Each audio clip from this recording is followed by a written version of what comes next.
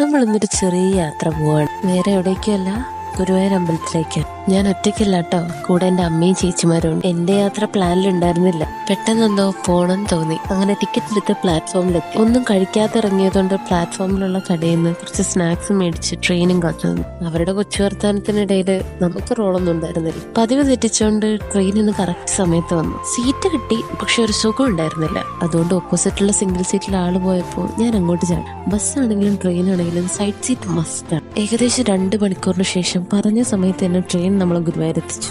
അമ്മമാരുടെ കൂടെ പോകുന്നത് കുട്ടികളുടെ കൂടെ പോകുന്ന പോലെ തന്നെ അവരുടെ പുറകെ ഓടേണ്ടി.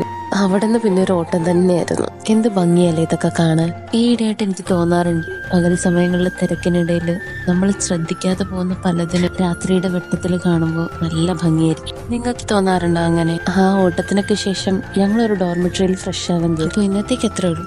മറ്റൊരു വീഡിയോ ആയിട്ട് വരുന്നവരെ ബൈ.